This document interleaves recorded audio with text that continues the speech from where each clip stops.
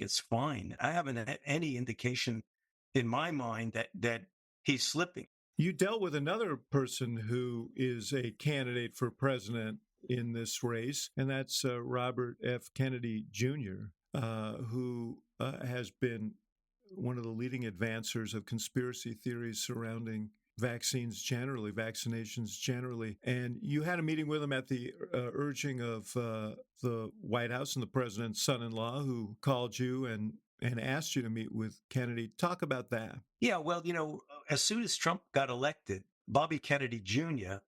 Made a statement that was unsubstantiated by the Trump people that he was going to be the head of a commission on vaccines. And I think that was the first that the Trump people heard about it. So they wanted to figure out what to do. So Jared Kushner asked me and Francis Collins, who was the director of the NIH, to sit down and listen to what Bobby Kennedy Jr. has to say.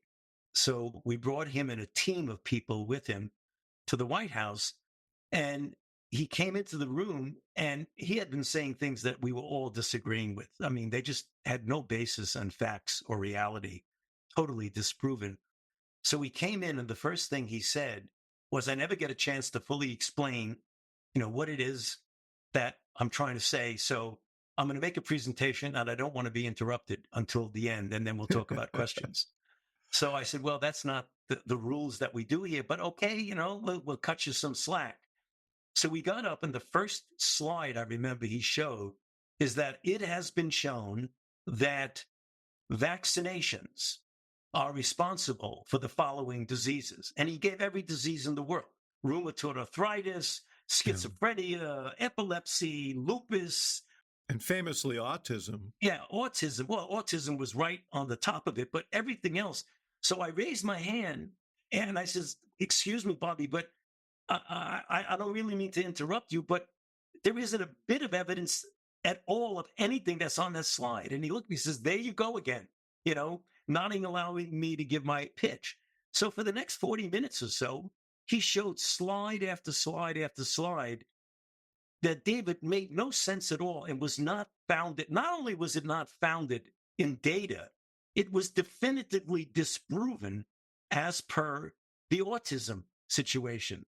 So at the end of it, all we could say was, Bobby, I'm sorry, but, we don't really agree with you. And one thing, I'm not even sure I put it in the book, or else we cut it out because of space. As we were walking out of the room at the NIH, I went over to him and I said, Bobby, I believe you care about children and you care that you don't want to hurt them.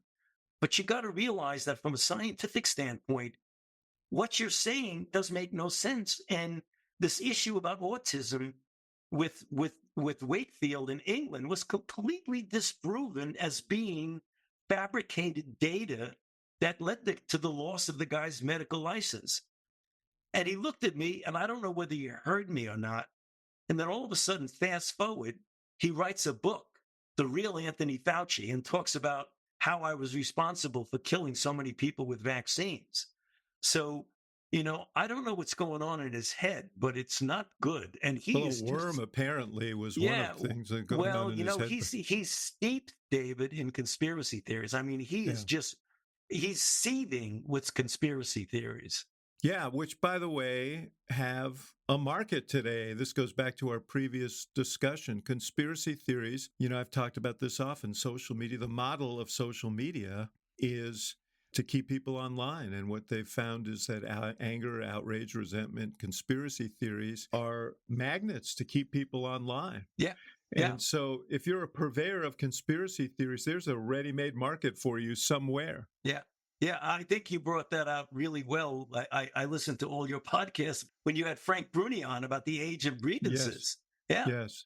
Yeah. I mean, it's very dangerous, not just to our public health, but to our democracy. And that's something that you write in your book about your concern about the larger democracy and conspiracy theories, which are, you talk about epidemics. They're epidemic in our communications today.